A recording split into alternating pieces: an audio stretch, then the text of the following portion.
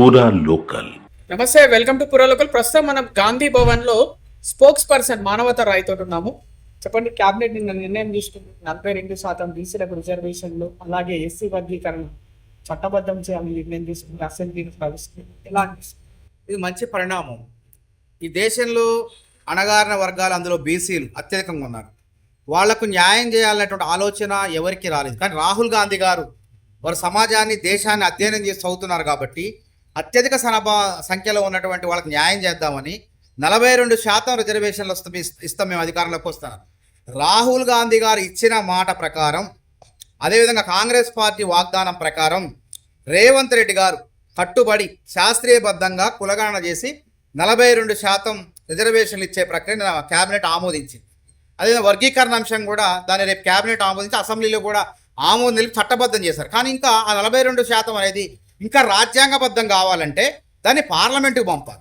పార్లమెంటుకు పంపిన తర్వాత పార్లమెంట్లో ఆమోదం అయిన తర్వాత అక్కడ క్యాబినెట్ తీర్మానం చేసి ఆమోదం చేసిన తర్వాత పార్లమెంట్లో బిల్లు పెట్టిన తర్వాత పాస్ అయిన తర్వాత దాన్ని భారత రాజ్యాంగంలో 9వ షెడ్యూల్లో చేరిస్తే నిజంగా మనం అందరం బీసీల కోసం సేవ చేసిన వాళ్ళు అవుతాం. కానీ దానికి ఎవరు సహకరించాలా?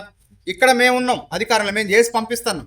కానీ అక్కడ బీజేపీ ఉంది. బీజేపీ నాయకుల చిత్తశుద్ధి ఏంది ఇప్పుడు బయటపడుతుంది. ఇందులో రాజకీయం మేము చేయాలనుకోవట్లేదు. మేము నిజంగా మనస్ఫూర్తిగా బీసీలకు విద్య, ఉద్యోగాల్లో లేక స్థానిక సంస్థల్లో వాళ్లకు 42% రిజర్వేషన్లు ఇవ్వాలని చేస్తున్నాం. పక్క రాష్ట్రం తమిళనాడులో 69% రిజర్వేషన్లు ఉన్నాయి. కానీ సుప్రీంకోర్టు ఏం చెప్పింది?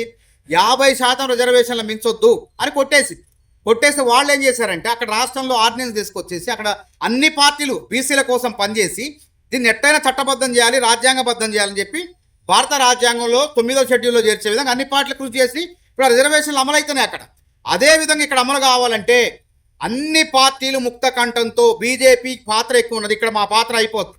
రాహుల్ గాంధీ గారు పార్లమెంట్లో ఉంటారు, వాళ్ళు లోక్సభ పక్ష నాయకులుగా. వారు అక్కడ బిల్లు పెట్టినప్పుడు బీజేపీ నాయకత్వం కూడా దాన్ని ఆమోదించి రాజ్యాంగంలో 9వ షెడ్యూల్లో పెట్టాలి.